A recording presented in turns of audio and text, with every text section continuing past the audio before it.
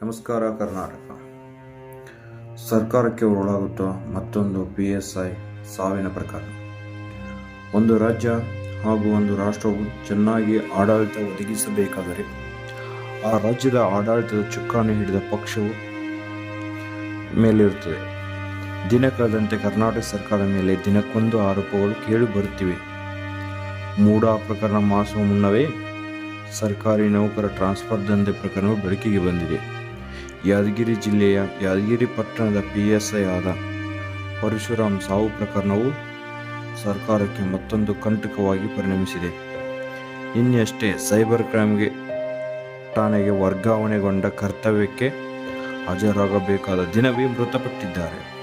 PSI Parashuram ಪತ್ನಿಯ ಆರೋಪ ಶಾಸಕ ಚೆನ್ನಾರೆಡ್ಡಿ ಪಾಟೀಲ್ ಹಾಗೂ ಶಾಸಕನ ಮಗ ಪಂಪನಗೌಡ ಎಂಬುವರ ಮೇಲೆ ಟ್ರಾನ್ಸ್ಫರ್ಗೆ 30 ಲಕ್ಷ ಹಣ ಕೇಳಿದ್ದಕ್ಕಾಗಿ ನನ್ನ ಪತಿ ಈ ಗತಿ ಬಂದಿದೆ ಎಂಬುದೇ PSI ಪರಶುರಾಮರ ಪತ್ನಿಯ ಆರೋಪವಾಗಿದೆ. ಈ ಪ್ರಕರಣವು ಕಾಂಗ್ರೆಸ್ ಸರ್ಕಾರಕ್ಕೆ ನುಂಗಲಾರದ ತುಪ್ಪಾಗಿ ಪ್ರಕರಣ ಬೆಳಕಿಗೆ ಬರ್ತಾ ಇದೆ.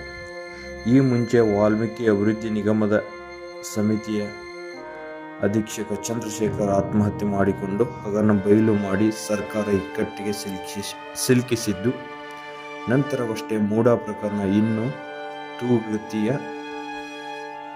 ಇರುವಾಗಲೇ PSI ಪರಶುರಾಮ ವರ್ಗಾವಣೆ ನಂತರ ಸಾವಿನ ಸರ್ಕಾರಕ್ಕೆ ಮತ್ತೊಂದು ಅಗ್ನಿ ಪರೀಕ್ಷೆ ಎದುರಾಗಿದೆ. ಇದಕ್ಕೆ ಕಾರಣ ವರ್ಗಾವಣೆಗೆ ಹಣದ ಡಿಮ್ಯಾಂಡ್ ಮಾಡಲಾಗಿತ್ತು ಎನ್ನಲಾಗಿದೆ. ಇದಕ್ಕೆ ಮೂಲ ಕಾರಣ ಕಾಂಗ್ರೆಸ್ ಸರ್ಕಾರ ಎಂಬುದು ಹಲವರ ಮಾತಾಗಿದೆ. ಹಾಗೂ ಮುಂಚೆ ಯಾವುದೇ ಪೊಲೀಸ್ PSI, PI ಅಥವಾ ಮತ್ತೊಂದು ವರ್ಗಾವಣೆಯಲ್ಲಿ ಸರ್ಕಾರದ ಶಾಸಕರು ಹಾಗೂ ಸಂಸದರ ಲೆಟರ್ ಮಿನಿಟ್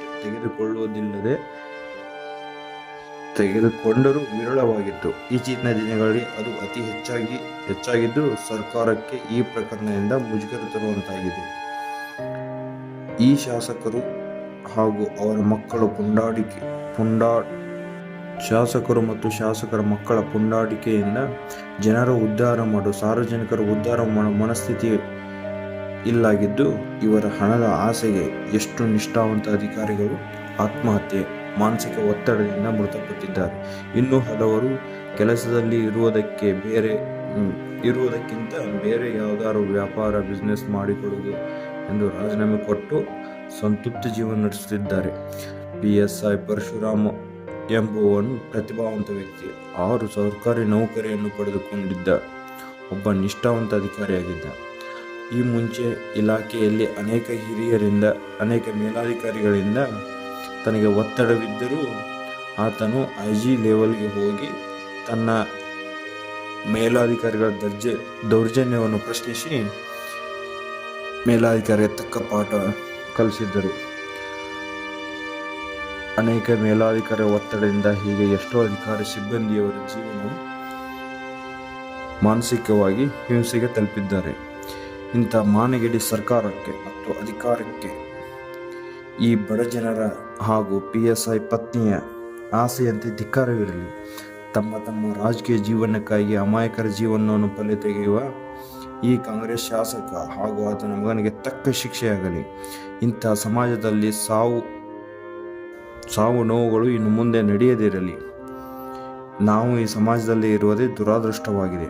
ಸಮಾಜದ ಕಾನೂನು ಸುವ್ಯವಸ್ಥೆ ಕಾಪಾಡಬೇಕಾದರೆ ಈ ಪೊಲೀಸ್ ಅಧಿಕಾರಿಗಳು ಇಂಥ ಪರಿಸ್ಥಿತಿ ಬಂದರೆ ಇನ್ನು ಸಾಮಾನ್ಯ ಜನರ ಜೀವನ ಹೇಗೆ ಎಂಬುದು ಸಾರ್ವಜನಿಕರ ಪ್ರಶ್ನೆಯಾಗಿ ಕಾಡುತ್ತಾ ಇದೆ.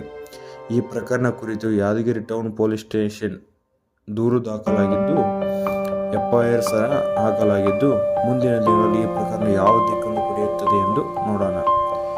ಈ ದೇವರ ಮೃತ ಕುಟುಂಬಕ್ಕೆ ಅನೇಕರು ಸಂತಾಪ ಸೂಚಿಸಿದ್ದು, PSI ಪರಶುರಾಮ್ ಹಾಗೂ ಅವರ ಕುಟುಂಬಕ್ಕೆ ದುಃಖವನ್ನು ಭರಿಸುವ ಶಕ್ತಿಯನ್ನು ಆ ದೇವರು ನೀಡಲು. ಇಂಥ ವಾಕ್ ಸ್ವತಂತ್ರ ರುದ್ರ.